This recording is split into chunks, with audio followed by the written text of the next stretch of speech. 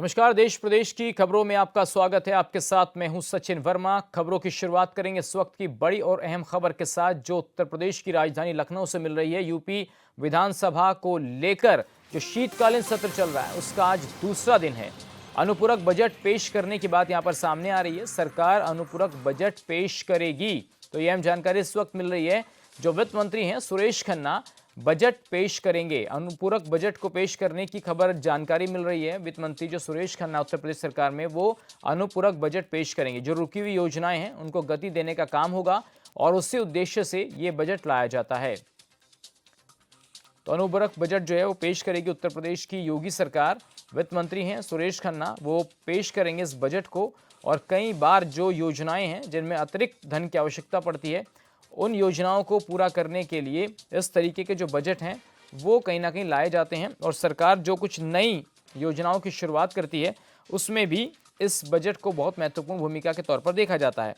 तो जब सरकार को मुख्य बजट में आवंटित की गई राशि किसी विशेष काम के लिए कम पड़ जाती है, या वित्त वर्ष के बीच में किसी न किसी नई योजना के लिए अचानक धन की आवश्यकता होती है, तो सरकार अनुपूरक बजट पेश करती है।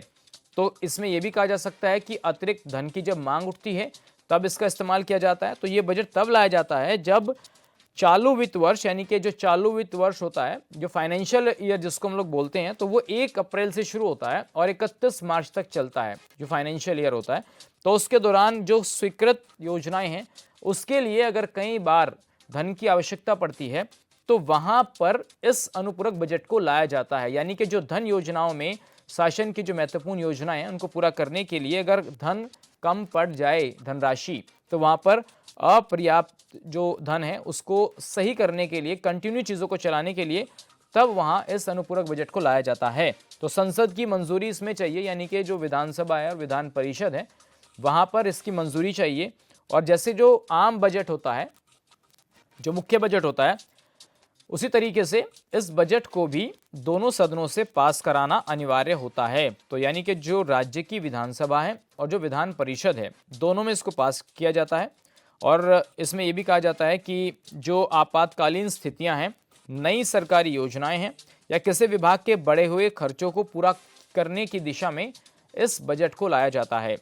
तो सरल शब्दों में इसको जो कह सकते हैं कि ये घर के उस एक्स्ट्रा खर्च जैसा है जिसके लिए महीने के बीच में बजट को बढ़ाना पड़ता है। अब आप समझ सकते हैं कि यानी कि घर के जो खर्च होते हैं महीने के, हमें सबको पता है, लेकिन कई बार ऐसी चीज़ें हो जाती हैं जब खर्च जो है वो बजट से अधिक हो जाता है, तो वहाँ पर इस बजट को लाया जाता है।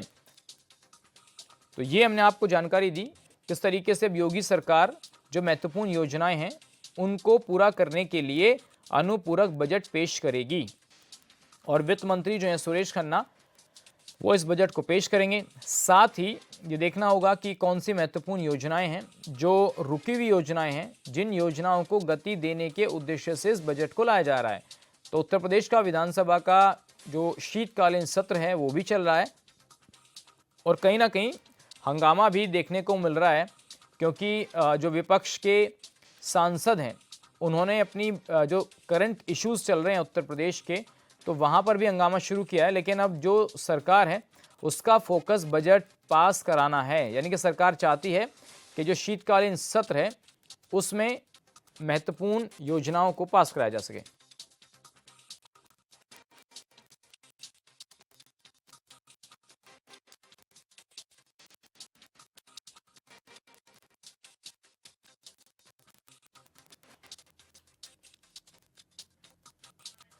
तो अनुपूरक बजट पेश करेगी यूपी सरकार, ये अहम जानकारी हम आपको दे रहे हैं। जैसे हमने आपको बताया कि मुख्य बजट जो है उसकी तर्ज पर ही अनुपूरक बजट पेश किया जाता है। और इस बजट को लेकर सरकार की महत्वपूर्ण योजनाएं हैं। क्या है अनुपूरक बजट में, वो भी हम आपको बताएंगे। देखिए, उत्तर प्रदेश की योगी सरकार 25 से 26 का अनुपूरक बजट पेश करने जा रही है, जो 25,000 से 30,000 करोड़ रुपए का हो सकता है। ये हम आपको जानकारी दे रहे हैं। और इस बजट का उद्देश्य रुकी हुई योजनाओं को गति देना है। तो उत्तर प्रदेश की योगी सरकार अब बहुत महत्वपूर्ण फैसला कर रही है।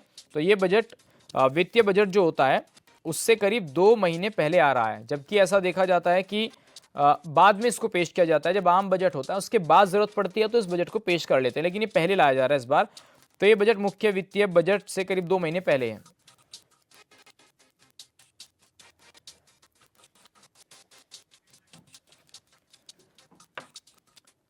तो उधर विधानसभा का शीतकालीन सत्र चल रहा है और उसका आज दूसरा दिन है। सीएम योगी का संबोधन जो है वो हो रहा है, उसे सुन लेते हैं।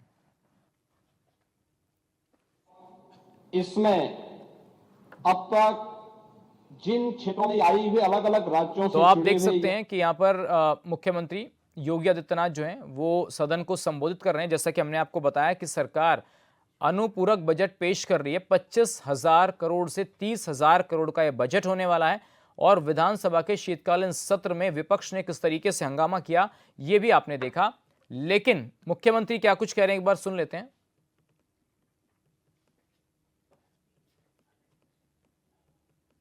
चले हम आपको सुनवाएंगे अभी मुख्यमंत्री क्या कह रहे हैं। देखिए मुख्यमंत्री का संबोधन बहुत जरूरी है क्योंकि 11 से 12 बजे तक के बीच में जो है वो प्रश्नकाल होता है। सभी विधायक जो हैं वो अपने अपने क्षेत्र की समस्याओं को लेकर सवाल पूछते हैं और उस विभाग का संबंधित जो मंत्री होता है वो उस पर जवाब देता है।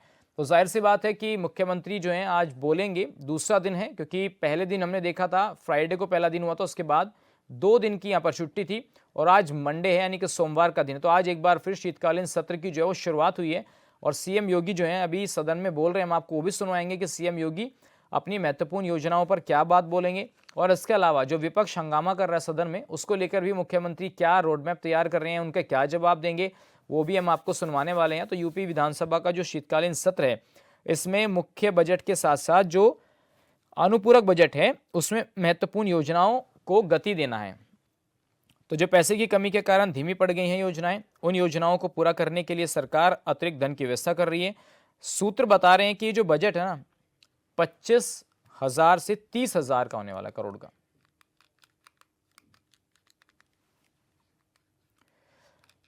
तो लखनऊ में सपा विधायकों ने विधानसभा के बाहर जो है वो धरना प्रदर्शन किया और कफ सिरप मामले को लेकर विधानसभा के बाहर विधायक जो हैं वो लगातार योगी सरकार पर हमलावर हैं। किस तरीके से सदन के अंदर भी और सदन के बाहर भी दोनों तरफ किस तरीके से सरकार को घेरने की तैयारियां हो रही हैं, तस्वीरें हम आपको दिखा रहे हैं। यूपी विधानसभा के बाहर समाजवादी पार्टी के जो विधायक हैं वो कफ सिरप मामले को लेकर प्रदर्शन कर रहे हैं। कफ सिरप समेत कई अहम मुद्दों को लेकर जो है वो प्रदर्शन हो रहा है।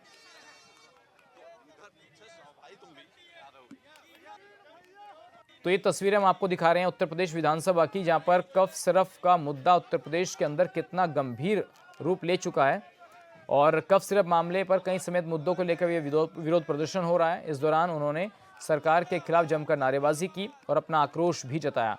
प्रदर्शनकारियों ने कई मुद्दों को लेकर सरकार पर गंभीर आरोप लगाए, साथ ही सभी समस्याओं के समाधान की मांग भी की है।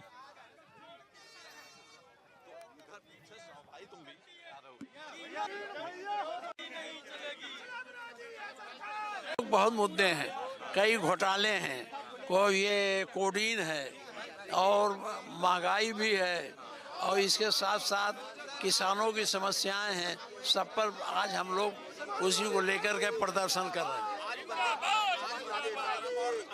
हाँ, ये अनुपूरक बजट आ रहा है, सरकार को अधिकार है अनुपूरक बजट लाने का।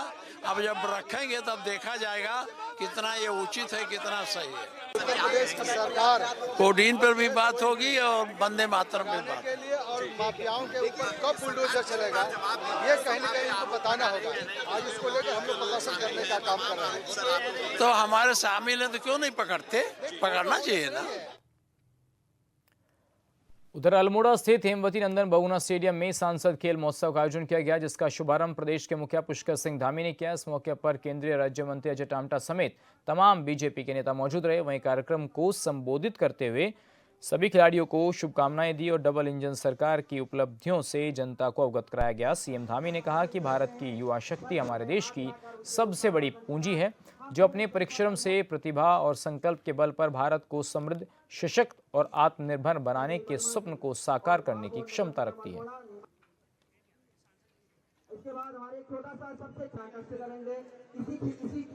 हमारी सरकार अल्मोड़ा के समग्र विकास के लिए पर्यटन, रोजगार और कनेक्टिविटी को बेहतर बनाने के लिए कई महत्वपूर्ण योजनाओं पर कार्य कर रही है। हमने प्रधानमंत्री ग्रामीण सड़क योजना के अंतर्गत पिछले 4 वर्षों में अल्मोड़ा जनपद में 250 किलोमीटर से अधिक सड़कों का निर्माण कराने के साथ साथ करोड़ों रुपए की लागत से विभिन्न मोटर मार्गों के निर्माण एवं नवीनीकरण का कार्य भी किया है। इसी के क्रम में जहां हमने एक और लगभग 400 करोड़ रुपए की लागत से अल्मोड़ा पौड़ी गढ़वाल रुद्रप्रयाग को जोड़ने वाली सड़क का निर्माण कार्य भी करवाया है। वहीं लगभग 922 करोड़ रुपए की लागत से अल्मोड़ा बागेश्वर सड़क के चौड़ीकरण को भी मंजूरी प्रदान की है। इतना ही नहीं, हमने उड़ान योजना के अंतर्गत अल्मोड़ा में पर्यटन को बढ़ावा देने और आवागमन सुगम बनाने के लिए आपदा के समय में लोगों को तत्काल रूप से उपचार के लिए अच्छे स्थानों पर भी ले जाया जा सके, उसके लिए हेली सेवाएं भी प्रारंभ की है। साथ ही फल सीमा में हेलीपोर्ट का निर्माण किया जा रहा है, जो क्षेत्र को बेहतर हवाई सेवाओं से जोड़ते हुए आवागमन को और अधिक सुलभ बनाएगा। यही नहीं, क्षेत्र में पेयजल आपूर्ति को सशक्त बनाने के लिए हम गगास नदी पर 31 करोड़ रुपए की लागत से जलाशय परियोजना का कार्य भी करवा रहे हैं। हमारी सरकार द्वारा स्वास्थ्य सेवाओं के सुधार के लिए सोबन सिंह जीना मेडिकल इंस्टीट्यूट में 100 नई एमबीबीएस सीटें बढ़ाने के साथ ही 36 आईसीयू बेड भी जुड़े हैं, जिससे भविष्य में क्षेत्र में चिकित्सा सुविधाएं और अधिक अच्छी होंगी और अधिक मजबूत होंगी। साथ ही बेस अस्पताल में कार्डियक केयर यूनिट शुरू की गई है, जिससे गंभीर हृदय रोगियों को उच्च गुणवत्ता की सुविधाएं यहां उपलब्ध हो सकेंगी। इतना ही नहीं, लगभग 5 करोड़ रुपए की लागत से अल्मोड़ा महिला चिकित्सालय का अपग्रेडेशन भी किया जा रहा है। इसके अतिरिक्त हमारी सरकार द्वारा मानस खंड मंदिर माला मिशन के अंतर्गत जागेश्वर धाम सहित जनपद के विभिन्न ऐतिहासिक मंदिरों का विकास किया जा रहा है। हमने अल्मोड़ा में यातायात और पार्किंग की समस्या के समाधान के लिए 21 वाहन पार्किंग परियोजनाओं को भी मंजूरी प्रदान की है।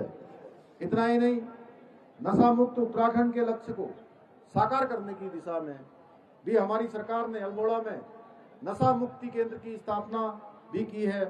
आज के इस अवसर पर मैं हमारे खिलाड़ियों से, सभी खिलाड़ियों से 2 संकल्प भी उनको दिलाना चाहता हूं। पहला, कि आप लोग पर्यावरण संरक्षण के प्रति सदैव सजग रहें और पौधारोपण, जल संरक्षण तथा स्वच्छता के प्रति न केवल स्वयं काम करें, बल्कि समाज को भी इसके लिए जागरूक करने का काम करें। साथ ही आप नशे के दुष्प्रभावों के प्रति हमारी युवा पीढ़ी को जागरूक करें और इस बुराई से दूर रहने के लिए उनको प्रेरित करें, क्योंकि जब एक फिट व्यक्ति नशा मुक्ति का संदेश देता है तो वो संदेश प्रत्येक युवा के लिए एक प्रेरणा बनता है। आज के इस अवसर पर मैं कुछ महत्वपूर्ण घोषणाएं भी यहाँ करना चाहता हूँ। जैसा कि अजय भाई ने कहा, दीना पानी के लिए हम लोग प्रयास कर रहे हैं। यहाँ पर उसके लिए आगे भी जो प्रयास करना होगा भारत सरकार के स्तर पर, आप मनसुख भाई मांडविया जी खेल मंत्री भारत सरकार से आपने बात की है और हम सब लोग लगातार इसके लिए प्रयास कर रहे हैं कि वहाँ पर हाई एल्टीट्यूड हमारी जो प्रतियोगिता है वो आयोजित हो, वहाँ पर इस प्रकार का इंफ्रास्ट्रक्चर बने और पूरे राज्य का एक ऐसा क्षेत्र हमारा दीना पानी का बने कि जो सच में एक उदाहरण देश भर के लिए बने। उसके लिए हम सब काम करेंगे।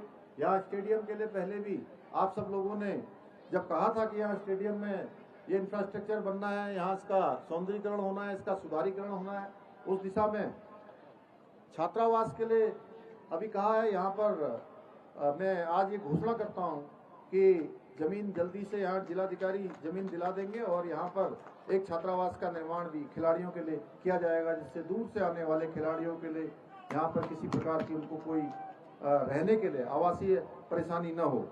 जनपद में खेल प्रतियोगिताओं को प्रोत्साहित करने के उद्देश्य से जीआईसी ग्राउंड में हॉकी एवं फुटबॉल के लिए दिन एवं रात्रि उपयोग हेतु बहुउद्देशीय आर्टिफिशियल टर्फ मैदान का निर्माण किया जाएगा। नगर निगम क्षेत्र में प्रकाश व्यवस्था को सुदृढ़ करने व स्वच्छ और हरित ऊर्जा को बढ़ावा देने के लिए 200 सोलर लाइटें उपलब्ध कराई जाएंगी। हेमती नंदन बहुगुणा स्टेडियम अल्मोड़ा में छात्रावास क्षमता 50 बेड का भी निर्माण किया जाएगा। हेमती नंदन बहुगुणा स्टेडियम अल्मोड़ा में बैडमिंटन कोर्ट को अंतर्राष्ट्रीय मानकों के अनुसार पुनः उसका निर्माण कार्य कराया जाएगा। मुझे पूरा विश्वास है कि आप सभी खिलाड़ी अपने अनुशासन से, परिश्रम से और सकारात्मक सोच से पूरे क्षेत्र के लोगों के साथ मिलकर उनका, अपने प्रशिक्षकों का, अपने शिक्षकों का, माता पिताओं का, अपने अभिभावकों का मार्गदर्शन लेकर न केवल खेलों के क्षेत्र में नई ऊंचाइयों को हासिल करेंगे, बल्कि समाज के समक्ष भी एक आदर्श और एक उदाहरण प्रस्तुत करेंगे तथा उत्तराखंड को देश का सर्वश्रेष्ठ राज्य बनाने के हमारे विकल्प रहित संकल्प में अपना योगदान देंगे। हैंडबॉल कोर्ट स्टेडियम, इसका भी यहाँ पर निर्माण किया जाएगा। मैं ये भी आज की घोषणा में सम्मिलित करता हूँ। इसी विश्वास के साथ पुनः मैं आप सभी को इस प्रतियोगिता के सफल आयोजन की शुभकामनाएं देते हुए अपनी बात को समाप्त करता हूँ। उत्तराखंड के 95 ब्लॉकों में पहली बार जल जीवन मिशन का ऑडिट 4 ब्लॉकों से कराया गया है और 4 ब्लॉकों से ऑडिट की जो शुरुआत हुई है, उसाटा को इसकी जिम्मेदारी सौंपी गई है। तो ये अहम जानकारी मिल रही है। टिहरी के भिलगाना जकीनाधार में ऑडिट हुआ है और पिथौरागढ़ और चंपावत ब्लॉक में भी ऑडिट हो रहा है। तो ये अहम जानकारी आपको मिल रहे हैं, जहां पर टिहरी के भिलगाना जकीनाधार में ऑडिट की प्रक्रिया चल रही है, पिथौरागढ़ और चंपावत ब्लॉक में भी ऑडिट की प्रक्रिया चल रही है। तो उत्तराखंड के 95 ब्लॉकों में पहली बार जो जल जीवन मिशन है, उसकी जो योजना है केंद्र सरकार की, जल जीवन मिशन, जिससे हर घर तक शुद्ध पेयजल की व्यवस्था कराई जा सके, उसके अंदर किस तरीके की खामियां मिलती हैं, क्या कुछ काम हुआ है, तो इन तमाम मुद्दों को लेकर जो है समय समय पर ऑडिट होते हैं। तो ये अहम जानकारी मिल रही है, जहां पर ऑडिट की बात कही जा रही है। पिथौरागढ़ की बात हो, चंपावत ब्लॉक की बात हो, वहां पर ऑडिट कराने की बात हुई है। और उत्तराखंड में 95 ऐसे ब्लॉक हैं जहां पहली बार जो जल जीवन मिशन योजना चल रही है उसका ऑडिट होगा। ये पहली बार हो रहा है। अदर स्टेट्स में तो हम लोग देखते हैं कि समय समय पर होते हैं, लेकिन उत्तराखंड की जानकारी जो मिली है वो पहली बार इन 95 ब्लॉक्स में ऑडिट हो रहा है। और जो योजना से जुड़े हुए लोग हैं, उन्होंने कितना काम किया है, कितना इसमें फंड्स खर्च हुआ है, कितना जो कॉन्ट्रैक्टर हैं उनके पास पैसा गया है, तो उन तमाम चीज़ों का एक आंकलन होता है।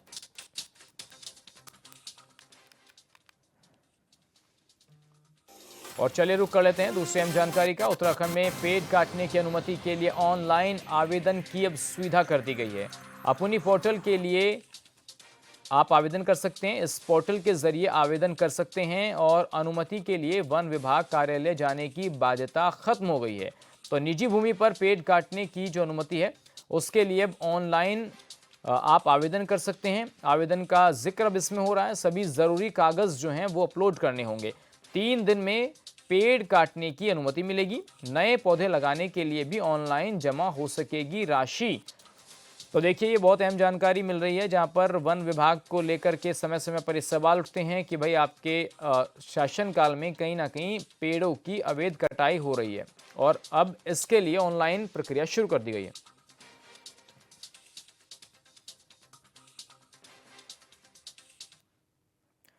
चलिए बढ़ते आगे। गिरिडीह के पूर्णानगर में झारखंड महाब्राह्मण संघ का जिला स्तरीय सम्मेलन भव्य रूप से आयोजित किया गया। सम्मेलन में प्रदेश अध्यक्ष शिवपूजन पांडे मुख्य अतिथि के रूप में मौजूद रहे, जबकि प्रदेश महासचिव शिवशंकर तिवारी और प्रदेश उपाध्यक्ष भीम पांडे वशिष्ठ अतिथि के रूप में शामिल हुए। कार्यक्रम की शुरुआत अतिथियों की ओर से दादा परशुराम के चित्र पर पुष्प अर्पित कर और दीप प्रज्वलन के साथ हुई। इस मौके पर सर्वसम्मति से नई जिला कमेटी का गठन किया गया। चुनाव प्रक्रिया शांतिपूर्ण और सर्वसम्मति से संपन्न हुई, जिसमें हांडाडीह निवासी संतोष कुमार तिवारी को जिलाध्यक्ष और पूर्णानगर निवासी विकास तिवारी को जिला सचिव चुना गया। इसके अलावा कोषाध्यक्ष, सलाहकार, उपाध्यक्ष और कार्यकारिणी सदस्यों समेत सभी प्रमुख पदों पर चयन किया गया।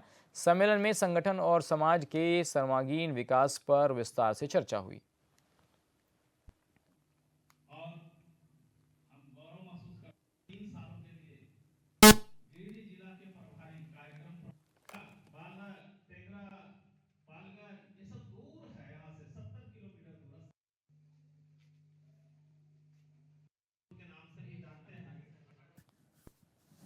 और चलिए आपको लेकर चलते हैं उत्तर प्रदेश, जहां के विधानसभा में अनुपूरक बजट पेश हो रहा है। क्या कुछ कह रहे हैं वहां के संबंधित विभाग के मंत्री, सुनिए। बजट का आकार इस वर्ष मूल बजट का 3.03% है माननीय।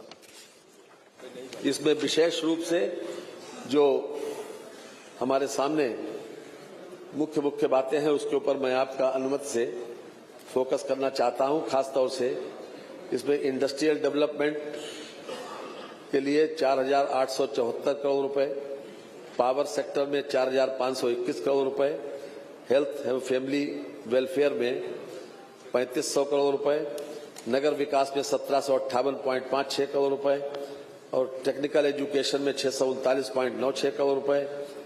इसके अलावा वीमेन चाइल्ड वेलफेयर इसमें 535 करोड़ रुपए, नेडा में 500 करोड़ रुपए तथा मेडिकल एजुकेशन में 423.10 करोड़ रुपए और गन्ना और चीनी मिल में 400 करोड़ रुपए। ये मुख्य बातें हैं माननीय, तो मैं आपका विशेष रूप से इस पर ध्यान आकर्षित करना चाहता हूं। हमारी सरकार ने जो FRBM की लिमिट है हमेशा उसका ध्यान रखा है, उसका किसी प्रकार से कभी उल्लंघन नहीं हुआ। आज के इस बजट में जो हमारा GSDP है वो भी अपने आप में बढ़ा है। भारत सरकार ने हमारी GSDP तो हमने तो उसको कम करके आंका था, लेकिन भारत सरकार के एक पत्रक के माध्यम से जो अभी मुझे सूचना मिली है कि 31,914 करोड़ रुपए, 31,914 करोड़ रुपए का आंका है। ये भी हमारे लिए खुशी की बात है और खास तौर से ये रेवेन्यू सरप्लस स्टेट है योगी जी के नेतृत्व में। मैं आपकी अनुमति से माननीय इसके साथ ही इस अनुपूरक बजट को इस सदन के समक्ष विचारार्थ प्रस्तुत करता हूं। संख्या 3 माननीय वित्त मंत्री जी। संख्या 3 जी माननीय।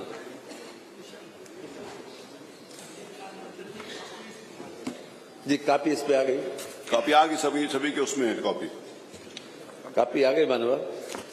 आपके टैब माननीय, उत्तर प्रदेश पेंशन की हकदारी तथा विधिमान्यकरण अध्यादेश 2025 उत्तर प्रदेश अध्यादेश संख्या 9 सन 2025 को सदन के पटल पर रखता हूं। मत संख्या 4 माननीय शिक्षा मंत्री। माननीय अध्यक्ष जी, मैं आपकी अनुज्ञा से उत्तर प्रदेश निजी विश्वविद्यालय विदिन ब्रैकेट तृतीय संशोधन अध्यादेश 2025 विदिन ब्रैकेट उत्तर प्रदेश अध्यादेश संख्या 10 सन 2025 को सदन के पटल पर रखता हूं। मत संख्या 5 माननीय नगर विकास मंत्री। माननीय अध्यक्ष जी, आपके अनुज्ञा से उत्तर प्रदेश नगर निगम संशोधन अध्यादेश 2025 उत्तर प्रदेश अध्यादेश संख्या 11 सन 2025 को सदन के पटल पर रखता हूं। मत संख्या 6 माननीय शिक्षा मंत्री। माननीय अध्यक्ष जी, मैं आपकी अनुज्ञा से उत्तर प्रदेश निजी विश्वविद्यालय विदिन ब्रैकेट चतुर्थ संशोधन अध्यादेश 2025 विदिन ब्रैकेट उत्तर प्रदेश अध्यादेश संख्या 12 सन 2025 को सदन के पटल पर रखता हूं। संख्या 7 माननीय शिक्षा मंत्री। 7 माननीय शिक्षा मंत्री। माननीय अध्यक्ष जी, मैं आपकी अनुज्ञा से उत्तर प्रदेश निजी विश्वविद्यालय विदिन ब्रैकेट पंचम संशोधन अध्यादेश 2025 उत्तर प्रदेश अध्यादेश संख्या 13 सन 2025 को सदन के पटल पर रखता हूं। संख्या 8 माननीय उद्योग ये बोलिए। माननीय अध्यक्ष जी, उत्तर प्रदेश सुगम व्यापार प्रावधानों का संशोधन अध्यादेश 2025 विदिन ब्रैकेट उत्तर प्रदेश अध्यादेश संख्या 14 सन 2025 को सदन के पटल पर रखता हूं। मत संख्या 9 माननीय शिक्षा मंत्री। माननीय अध्यक्ष जी, मैं आपकी अनुज्ञा से उत्तर प्रदेश शिक्षा सेवा चयन आयोग संशोधन अध्यादेश 2025 विदिन ब्रैकेट उत्तर प्रदेश अध्यादेश संख्या 15 सन 2025 को सदन के पटल पर रखता हूं। मत संख्या 10 माननीय अध्यक्ष जी, आपकी अनुज्ञा से उत्तर प्रदेश दुकान और वाणिज्य अधिष्ठान विदिन ब्रैकेट संशोधन अध्यादेश 2025 विदिन ब्रैकेट उत्तर प्रदेश अध्यादेश संख्या 16 सन 2025 को सदन के पटल पर रखता हूं। मत संख्या 11 जैसे खाद्य एवं रसद विभाग 6 द्वारा उत्तर प्रदेश राज्य खाद्य आयोग की क्रियाकलापों की वार्षिक रिपोर्ट वर्ष 2024-25 को राष्ट्रीय खाद्य सुरक्षा अधिनियम 2013 के अध्याय 7 शिकायत निवारण तंत्र की उपधारा 16 ब्रैकेट में 6 ब्रैकेट में 4 के अधीन सदन के पटल पर रखता हूँ।